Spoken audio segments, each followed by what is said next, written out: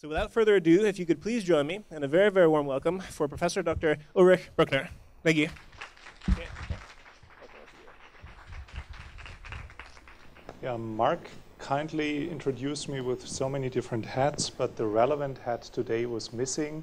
I also work in the FU Berlin International Summer University, and I brought my audience from there because we both love synergies. And when I got the invitation, I thought it's a great chance also for the international students who come here to Berlin for 6 weeks to meet with other people and not just in the bubble of FUBIS.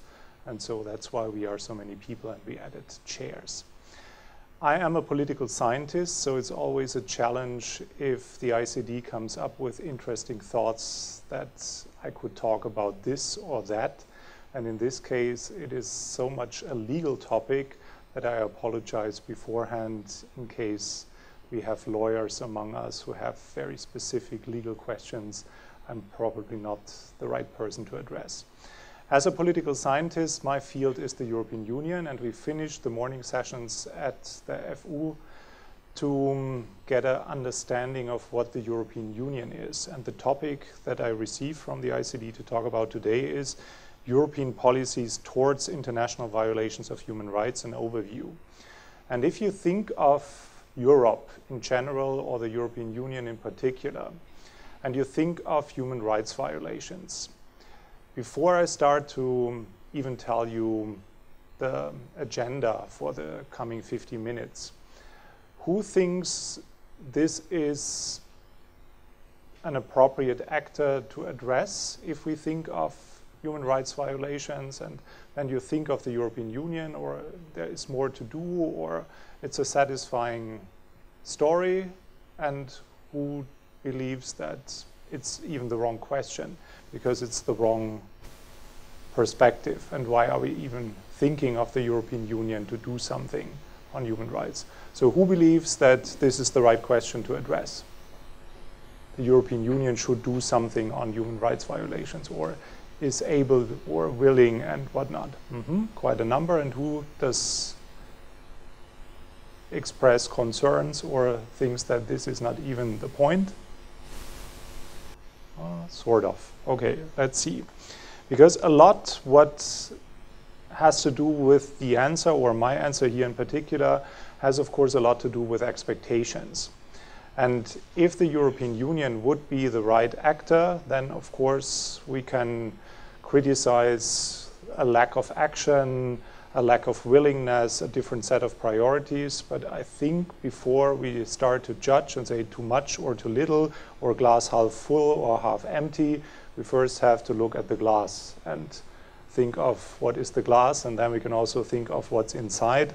That's why I thought we should also think of what are human rights, and everything else just follows, but I didn't want to miss to tell you what the structure of my introduction is. So what's the European Union? This is exactly where we stopped before we came here.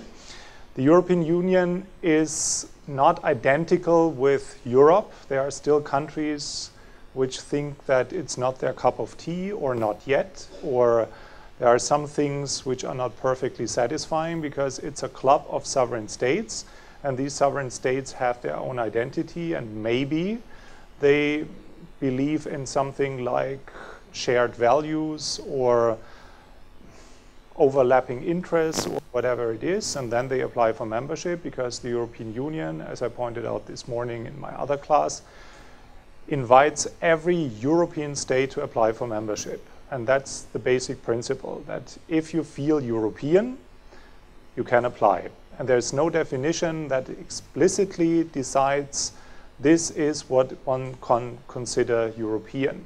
So it's like beauty in the eye of the beholder, and the European Union is the one to define, is something significantly European or sufficiently European?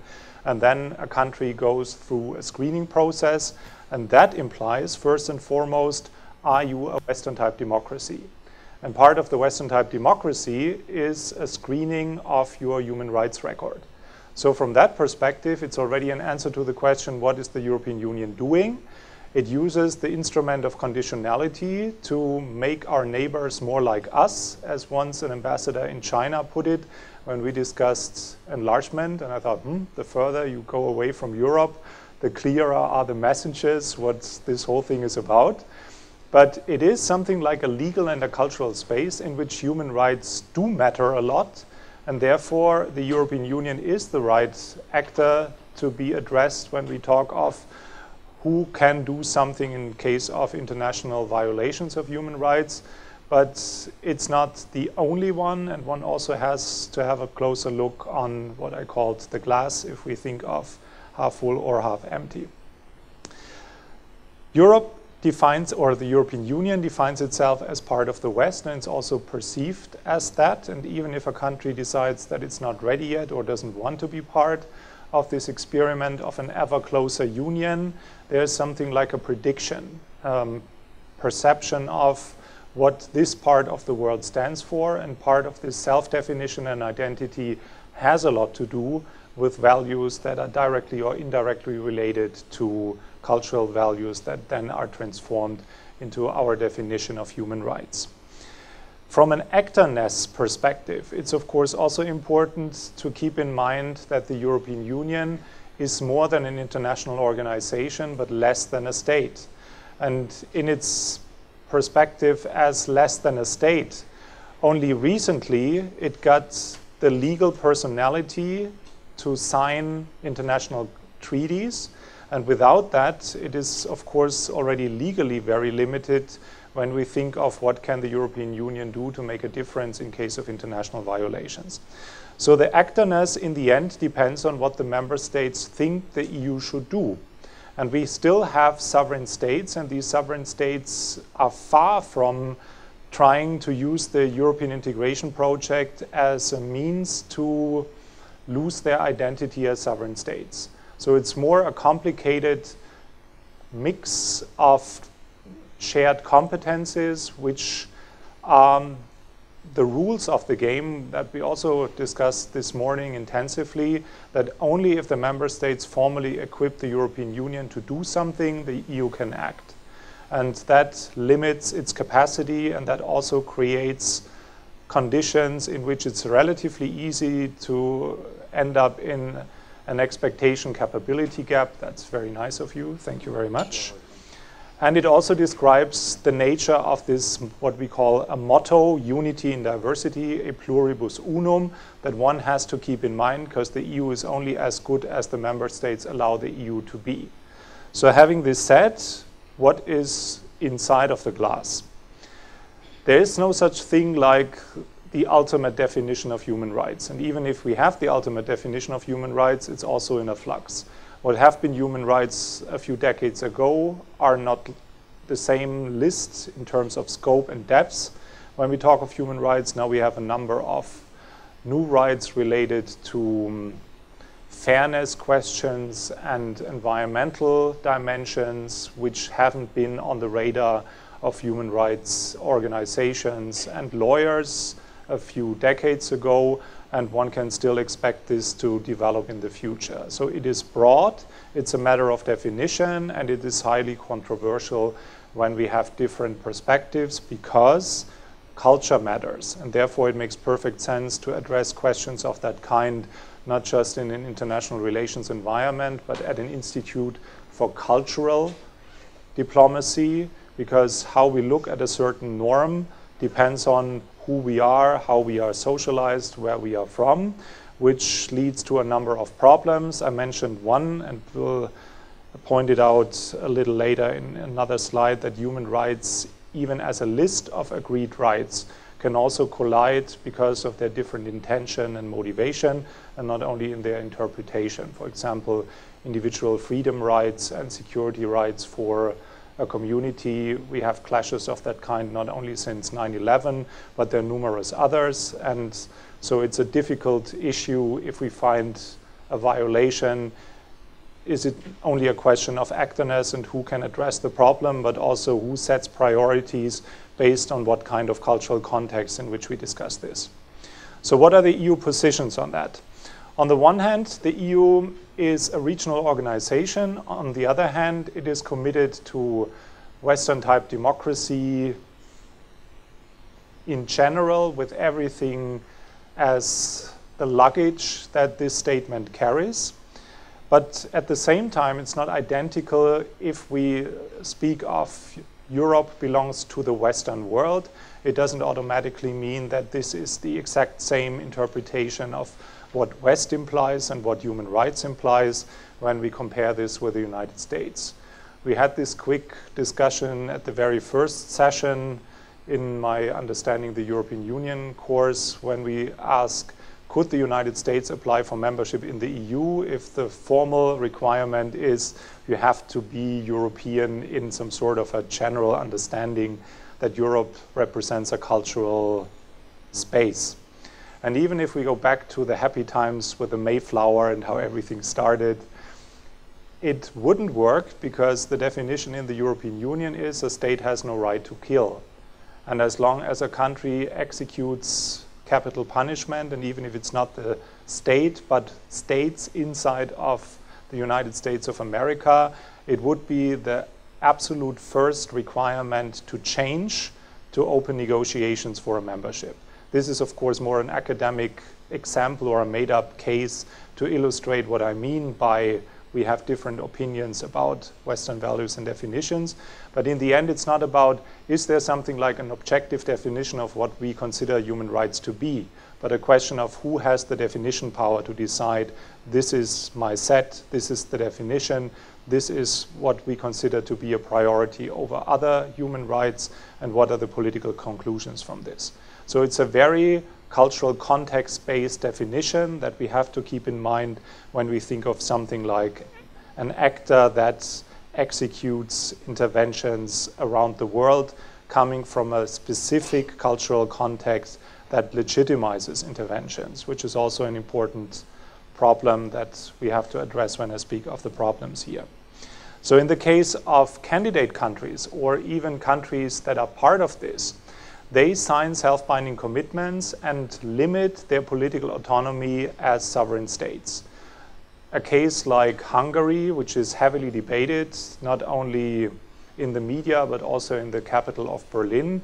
We have one after another panel discussions in the next weeks of either directly Hungarian background or the political foundations in Berlin or institutions like the ICD address the problem of what happens if a country that signed all these self-binding commitments in terms of human rights violations inside the European Union, what happens if they violate rights, and we cannot kick them out.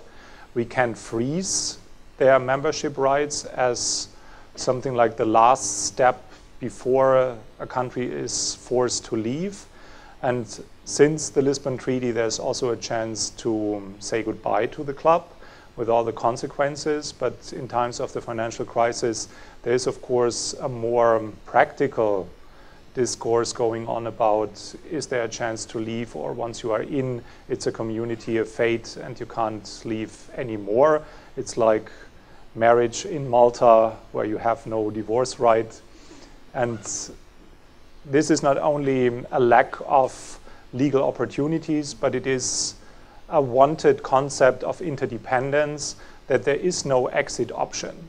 And politically, it was wanted because the idea of interdependence forces countries to integrate so deeply that, and that switches to the economic perspective, the exit costs would be prohibitively high. And if that is the case, it's far easier to use forms of persuasion without sending the cavalry or the National Guard to execute what is considered to be the rule of law in a country which is a member state.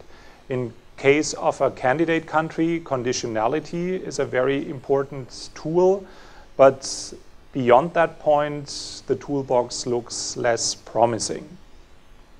And so if we have a look at the toolbox, generally speaking, the same that goes for any policy that is part of the responsibility of the European Union also goes for the violations in human rights. If you want to do something, you need money, you need law, you need information, and you can combine the different tools to what we either generalize as hard power, or we celebrate the great achievements and civilized forms of interaction in the European Union as a role model for soft power, or as it has been developed in the last couple of years as smart power, the combination of the various ones.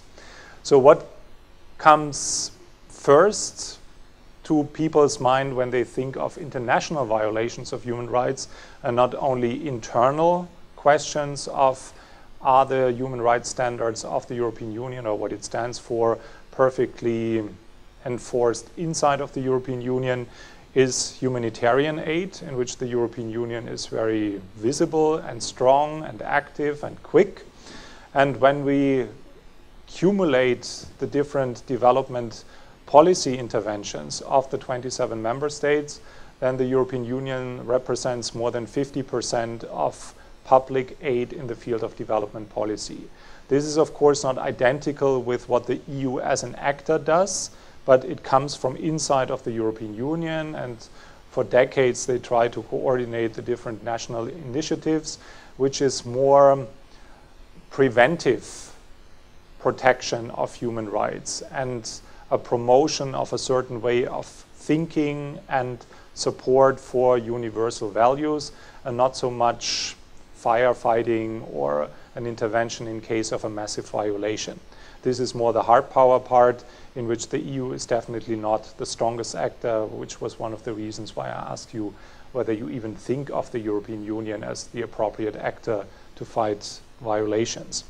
Conditionality I mentioned already. Another important tool is something the EU learns best from internal developments, that you usually get a lot done if you organize issue linkages and package deals. That if you just discuss things with people from the energy field or with agriculture or whatever, it leads to self-blocking trends. But the moment you connect different arenas and different epistemic communities, you have more room for maneuver. So if there is something like a trade deal on the WTO level, you come up with, we only sign this if you ban child labor, or if you insist on certain women rights, or if you meet certain environmental protection schemes. And since the EU is still the largest economy of this planet in terms of accumulated GDP, the sheer size and the economic power makes a difference. And that is, I think, the most visible and the most prominent instrument in the toolbox to use its sheer weight when we talk of the EU as an economic entity. Other forms of collaboration are now with the legal personality of the EU and its ability to sign international treaties, cooperations with either international organizations, NGOs, non-profit institutions, and the civil society in general, because that's also part of the massive promotion in countries based on bilateral agreements, which is now a global scheme since the EU entered the scene with an external action service and a better institutional preparation for playing an international role. But still, it's far from being this ideal actor with the one phone number and the capability that is expressed in the famous expectation capability gap that described a problem which is still not as dramatic as it used to be, but still a major disadvantage if we look at the European Union in comparison with powerful nation states. Another important one is providing education and training and everything which is also learning by doing domestically or with candidate countries or with the European neighborhood policy.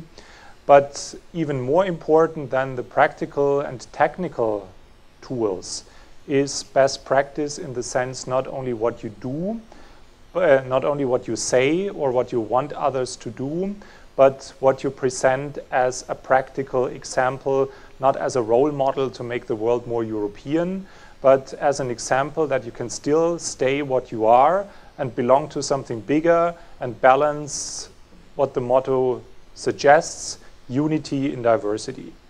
And aside from this very soft model of being a good example and convincing either the direct neighbors, that it's possible to stick to the commitment of all the international treaties that the European Union and the members signed, is the instrument of economic sanctions, which we are now observing in cases like Iran and Syria, and in other cases in which one can, of course, discuss how successful these means are. In a number of cases, the sheer symbolic gesture, like kicking out ambassadors from countries that do the wrong thing, doesn't appear to be the most impressive threat to an authoritarian regime. Military interventions as the last and the toughest option in terms of hard power is limited to what I described in the beginning as the specific share of competences between the EU and its member states, which doesn't mean that there's nothing going on, but I will explain this in a minute. So where are the problems? First of all, one looks at the EU, it's an economic giant, it has organizations, it's in the media, you can't ignore its existence if you open a newspaper or watch the news in Europe, and that creates expectations which its sheer capacity in terms of money, law, and information doesn't provide. So from the expectation, it should do more. What it practically do is so limited by the more diversity-oriented nature when we talk about external affairs. And each and every member state has so specific priorities and interests that it's almost impossible to find the common denominator, which then needs to be executed when we talk of a specific intervention. This has always been a problem, it still is a problem, and we can only solve it if the EU would walk beyond this stage of integration and become not necessarily a full-fledged, but a far more integrated political actor in its representation on the international scene, which would be possible if the member states agree that they are happy with a role such as Bavaria in the Federal Republic of Germany, or Texas in the United States, or whatever prominent country you can think of.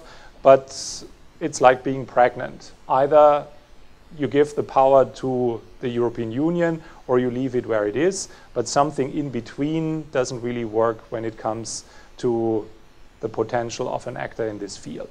Currently, we have something like a balance, but it leads to this misperception of what is possible and how far we should go from this stage.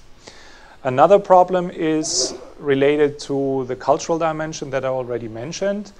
The EU presents its norms as universal, but not everyone on this planet buys the universality of European norms and values because they come from different backgrounds. And that, of course, causes problems. And again, the priorities are set in different ways. Another important restriction for democratic countries in particular is the problem of costs. So you can intervene, and we probably even have the financial means to orchestrate a military intervention in the one or the other regional conflict. But what happens in case the boys and girls from the military intervention are sent back home as casualties? And then we have a problem with the legitimacy of this. In this country in particular, because until the late 90s, the German constitution did not allow an out-of-area mission of the German Bundeswehr, which was very convenient for the German public because we could always tell, listen, no one wants to see German uniforms outside Germany. We have done so evil things that this is a no-go and war is not an option. And so whenever there is something where the international community agrees on intervening, we could always send a check because we simply don't want to send soldiers because given our history, this is not possible. And it worked until the late 90s. Since then, we changed the constitution and actively participate in missions.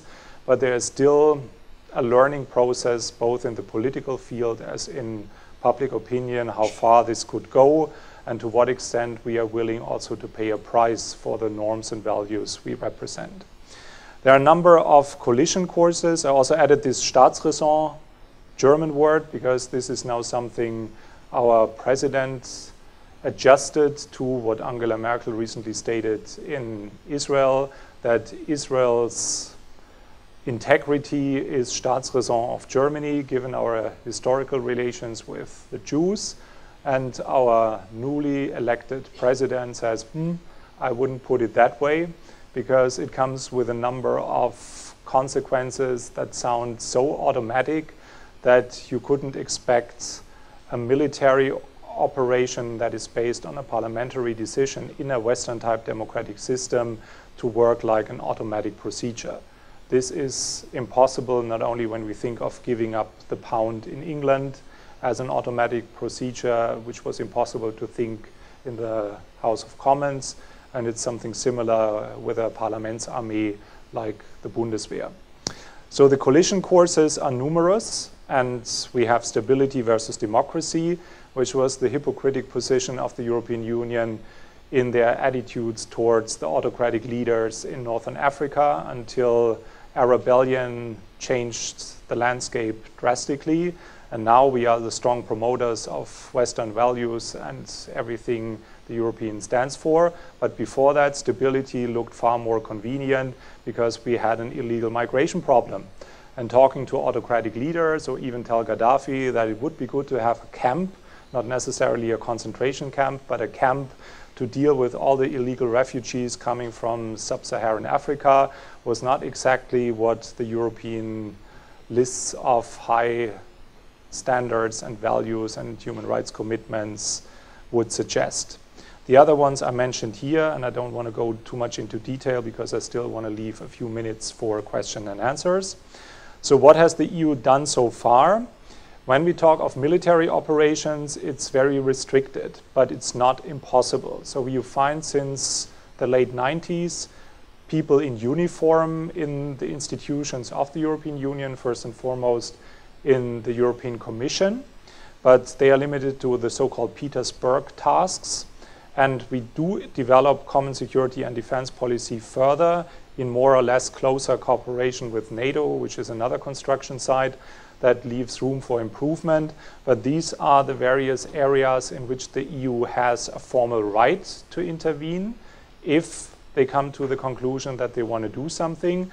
And they also have more and more the means, given the fact that it's not about having a standing army, but using the soldiers of the different member states to put a badge on their uniform, and as Mark introduced me, wearing different hats. They can also wear different labels, whether it's a blue helmet operation or a NATO operation or an EU operation or just a coalition of the willing operation.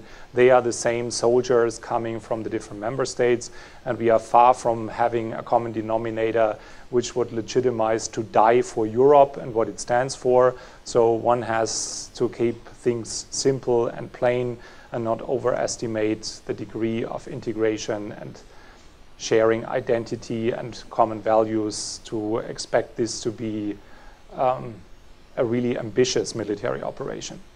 So in my conclusions, one can put everything I described so far as some sort of a self-referential, inward-looking, step-by-step incremental process which sees a number of achievements. But if we put it in global context, the EU is losing importance. It's no longer a world in which everything is Eurocentric or we matter the most. We are now down to 7% of the world's population, and we continue not only to age, but also to shrink. And as a European retirement home, you don't really impress the rest of the world dramatically. And this is, given our low fertility rate, the sad future. So lucky you that you still come here to see young faces. But if things don't change a lot in the coming years in terms of demography and immigration, which then also will have an impact on the definition of human rights, we will see a declining importance of the European Union, which of course also doesn't mean that it's completely irrelevant. Because we have seen so far 23 international interventions, and not just preventive actions, throwing money at problems, and all the other means that I described from the toolbox. And in the budget of the European Union, they come up with 7 years financial frameworks. The EU spends 1.3 billion on human rights outside of the European Union only, specifically for this. there is an incoherence between words and deeds, and this is the raison d'etre that you find in every country. That's one thing what you say and another thing what you do, or how you set priorities, or if we think of cases like in China, the trade relations are so important that if somebody questions human rights standards in China, this is usually what leaders do at home and not in China. It took until 2008 until Angela Merkel was the first one to do this in China, and it caused a major outcry. How can she possibly do this on Chinese soil? As if it doesn't matter if you say it here or there, but this just illustrates how thin the ice is when we speak of the potential and the actual deeds. So there are conflicts between interests and ideas, but at the end of the day, it's not so much what you do in terms of teaching others or using your external tools to enforce something elsewhere, but it's first and foremost a question what you practice at home. And if that works well, then it gives a signal to everything which is far from being as privileged in terms of money, a diversified civil society, a system of checks and balances that you need to guarantee that they are not just law in the books, but actually human rights that matter for the people. And on this not so happy note, thank you very much for your attention, and I look forward to your questions. Thank you, Professor Dr. Ulrich Brückner. Thank you very much for your very interesting lecture. Now we have questions. Any questions that the audience would like to pose to Professor Brückner? Anybody? Questions? Okay. First question. Would you mind standing? Yep. Thank you. I first looked back to see whether the other hand's rising, because I don't want to speak all the time. Thank you very much for this. I have been observant of the EU human rights policy enfolded in Geneva, at the margins of the within and at the margins of the UN Human Rights Council. And two things I want to observe and point out the contradictions there. One is the voting in bloc or caucusing in bloc. First of all, bring out a minimum standard of what to be expected. Because diverse as EU it is, you can imagine what they could actually come up together to hold it. Then that dilutes the expectations of the rights as the people of Europe enjoy toward other regions of the world. So in effect, it reinforces again other groups also to work in a box, the same like that. So you find African Union members who are actually majority together with Asia, the UN Human Rights Council, also voting in boxes, coming together simply because they have to react to the other groups who are now also voting in groups. So it doesn't actually reinforce a better protection of human rights the way civil society of Europeans and the European Union could have been expecting. So they could have been dismantling and saying that each European country have to vote and engage human rights the way it is so that we don't reinforce these group things. And I think that's one of the recommendations we made to the European Union. The other thing is that we see double standards in terms now of the attitude to, suppose now in Libya. Libya, the new Libya, I think is as worse as previous Libya in terms of the abuse of the rights of sub-Saharan Africans. And abuse is being continued. So the minimum presence of the UN Office of the High Commissioner to report back and to bring out on the resolution, Europeans balked, and you can see the records, whereby many people, they were not willing to question the new rulers of the country, simply because now their interest and other supersedes about the basic rights of sub-Saharan Africans on the ground. So again, we are observing that, that also shows lack of leadership. But on the other side, I have to also compliment the European Union guidelines on human rights defenders and the local implementation strategies, which the European missions are adopting now on various capitals, particularly countries who are simply attuned to the rights of that. I think Germany, Netherlands, Sweden, and Norway outside the EU, but they take also active leadership, in promoting the rights of human rights defenders on the ground. So how to reconcile those contradictions in terms of, rights reach in the European Union? I thank you. Well, I think it describes a lot and explains a lot, and is not something the EU wouldn't be aware of. But what I tried to do in my general introduction about the nature of the European Union or the relationship with the member states highlights the reason why we find these double standards and contradictions. On the one hand, the EU is not strong enough to enforce everything as a unitary actor because of the share of competences and the decentralized nature. And then we have all the equally legitimate positions of the member states depending on where they are located, if they are directly affected by it, if they have a specific historical background, why certain things are not possible to sign up for a coherent position. All these problems still remain, and we only would see a dramatic change and not just luck in a specific situation where we find a common denominator if member states change their identity inside of the European Union in the way I described. So as long as we keep on using the European Union as a hybrid between less than a state and more than an international organization, we will keep on seeing examples of that kind, not only in the field of human rights, but in practically everything in which the EU acts as an international organization. And that is the reality. Everything else will be just a structural, lucky situation that preferences, interests, priorities overlap to a degree where we finally have a common position and execute it with the institutional structure and with a common position. But as I said, this is not so much the power of the European Union, but more the circumstances that offer a specific window of opportunity, which is obviously not the case in Libya right now.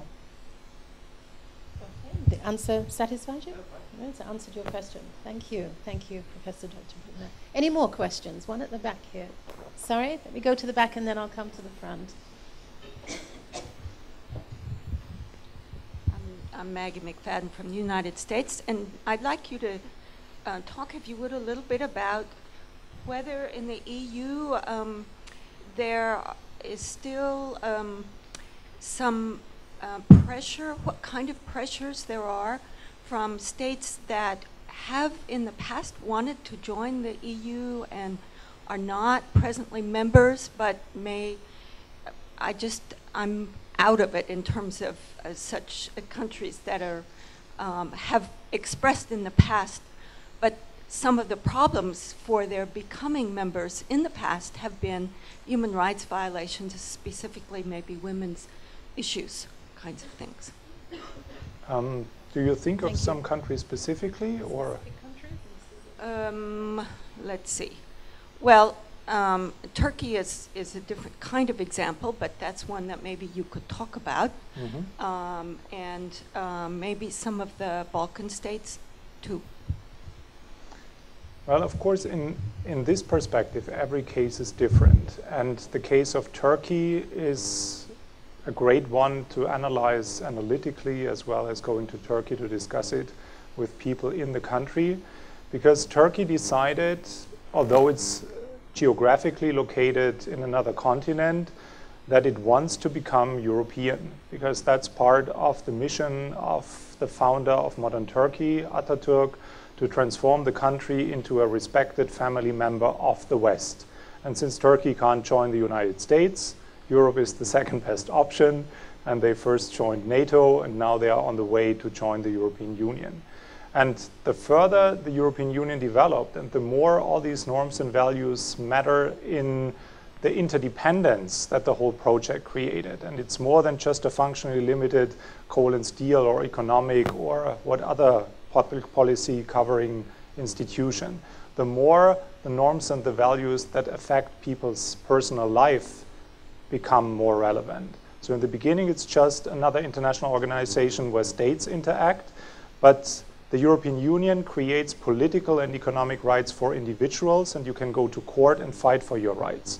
And therefore, with the ongoing integration and the deepening of the European Union, every country that is still in the process of either becoming a candidate or being a candidate to negotiate the different steps finds higher and higher thresholds to meet, and that puts a lot of pressure on the pro-integrationist forces, which is a big problem in Turkey, because there's somehow contradiction, which still puzzles a lot of observers from outside and inside Turkey, is that the AK party is perceived as a mild form of an Islamist party, which is not perfectly in line with everything the European Union represents in terms of human rights interpretations. But at the same time, no other government has ever done more to guide Turkey into the next stage of candidate status, delivering what the European Union asks for, and so on and so forth. So there are a number of practical examples in which Turkey voluntarily implements norms that have to do with human rights standards. But at the same time, it's hard to imagine that this is exactly the same interpretation as in Western type democracies in the European Union, specifically when you talk of minority rights, religious rights, women's rights, and so on. So some people think that this is something like a Trojan horse strategy. The leaders of the AK want to transform Turkey into something, and then in the end they have a completely different agenda, which I find a bit conspiracy-like. Like, why do you implement the whole legal body of the European Union voluntarily as part of your national modernization strategy, and then you say, ha, just a joke, this wasn't meant to be like that, because of course all the norms transport cultural values and you cannot constantly contradict them. So yes, on the one hand, we see problems in the implementation, and Turkey also uses them strategically because they don't have much as a bargain chip what they can use to give the European Union a hard time to open chapters again and to overcome the vetoes from countries like France or even Slovakia in giving Turkey a hard time. And human rights discussions are an interesting, like, not open flank, but at least a soft spot in the way they negotiate with the European Union, and therefore it plays a prominent role, but it's hard to predict what that means practically. It's not that the EU enforces its norms on other countries, but every country that voluntarily applies for membership embraces the cultural, legal self-definition of the European Union and wants to be part of that. Whether this is identical in every member state, I don't know, and I think it would be an illusion to think that everything will in the end be harmonized. We have a number of examples, even in founding member states, where you have different perceptions on what is your right and what is not your rights when we speak of abortion or prostitution or the use of marijuana, or I don't know if that's a human right, but I'm sure there are ways how one can connect different personal decisions to human rights. So in that range, the culture of diversity also exists, although everyone has signed the same international definitions of human rights commitments. The other thing with Bosnia is a different one, because that used to be almost a protectorate of the European Union because they weren't able, with the Dayton Agreement, to establish a stable and sustainable national government with this three-partition organization of how is the country composed and what shall we do with ethnicities that don't belong to the three parties. All these things put the EU in a position to be above the government, and therefore the enforcement uses a different toolbox than if we just discuss on some sort of a negotiation level with candidate countries in, let's take Croatia as an example of a neighboring country. So there are improvements, but it's far from being ideal, because in the end it's again a Staatsräson question if you let a country in because you think it's sufficiently implementing the legal body of the European Union, or whether it gives the wrong signal to the forces that are pro-European if you put them in the waiting room forever. And that can also be a counter effect for human rights and all the other standards. Thank you. Thank you. Two more questions over here. I try to be quicker, then we can add more. Thank you. In the interest of time, we have to finish at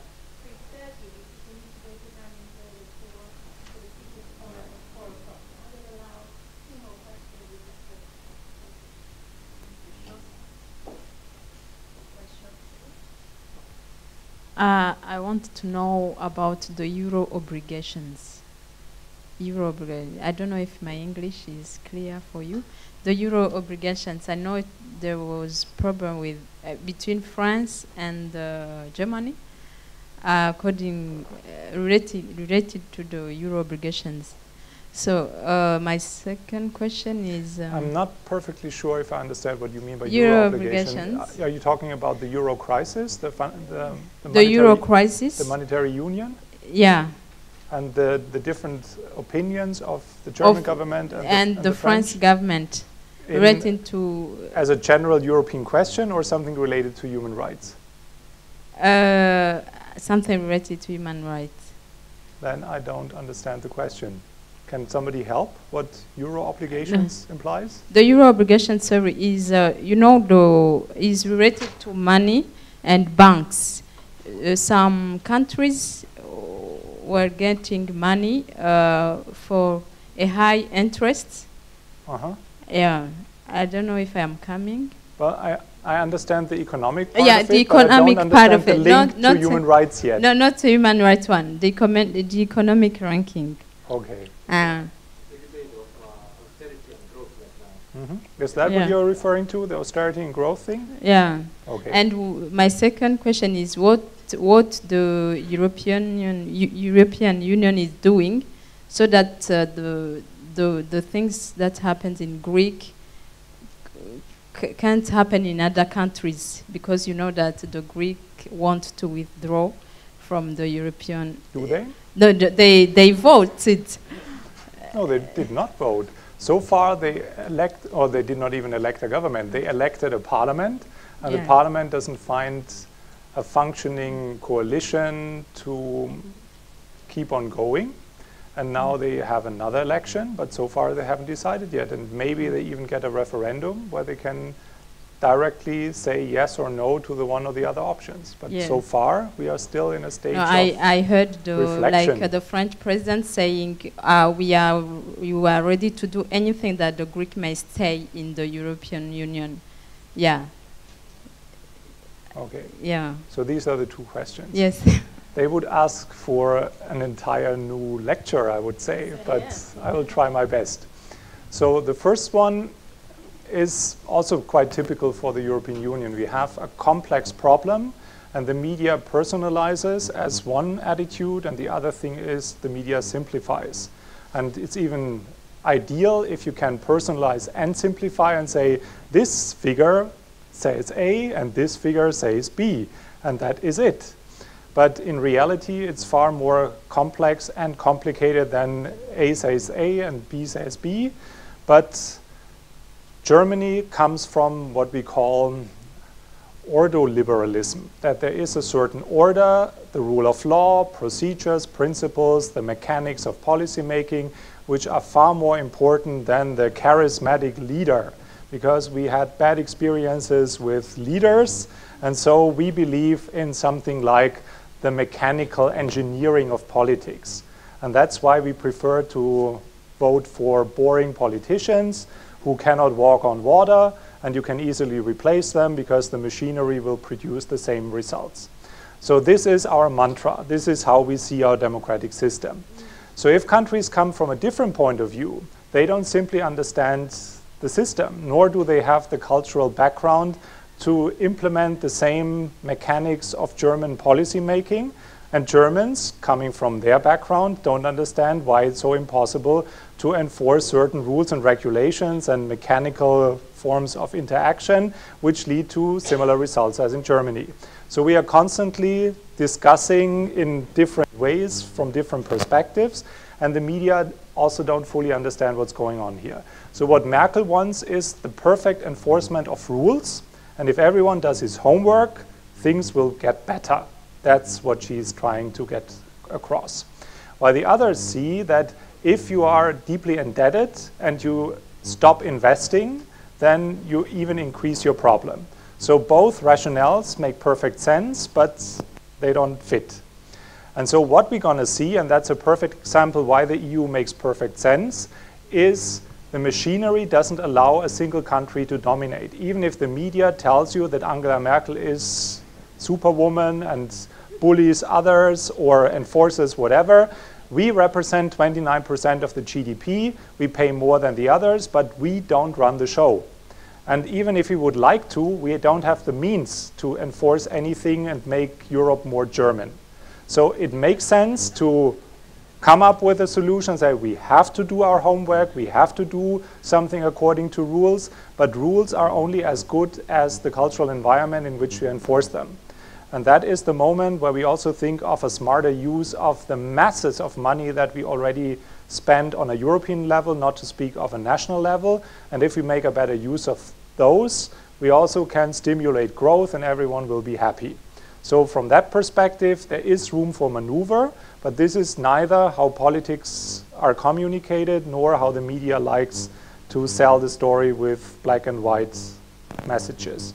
But I'm currently in some sort of a learning phase. I recently joined, and I bore my students because as I told them already, a 30 minutes controversy on the Russian television, which turned out to be Germany bashing. Because now with all these stories of we don't have the right diagnosis, we have the wrong means, we don't listen, we are nationalistic, we don't pay enough, all these accusations simplify the problem to a degree which Germans are not even aware of, because not everyone watches Russian television or reads The Economist on a permanent basis, because they are now suggesting that we should finally spend the bill or pay the bill and then things will be okay. But we cannot continue to throw money at problems, as you ask in your second question about Greece. When the generous grandparents of the people from the United States who are here with us sponsored Germany's recovery after World War II with 2.5% of the German GDP. It led to an immediate boom and the economic miracle in Germany, 2.5. Greece got 150% of their GDP so far from the European Union in transfers. And we still don't really see a Germanization of the Greek economy. So one can perfectly understand that German taxpayers are a bit concerned if the world doesn't listen to Angela Merkel. But at the same time, you create something like a mentality of a receiving country if you constantly get money that is beyond what developing countries could absorb in terms of the GDP that comes from, or the percentage of GDP that comes from the European Union to Greece. Because it changes the entire economic structure. And if you then suddenly take it away, it's a shock, because you steal it, it's a property right as it is considered, and even harsher implementations of austerity measures in Latvia or even in Ireland did not cause the same social dramas that we can observe in Greece. So I perfectly understand the situation. I don't think that throwing money at them will do the trick, but I also have my doubts whether a Germanization strategy of Greece is a successful strategy. Thank you. Did that answer your question? I think so. Okay, in the interest of time, the last question is going to be depleted. So I would like one more round of applause. Thank you very much, Professor Dr. Brückner. Thank you.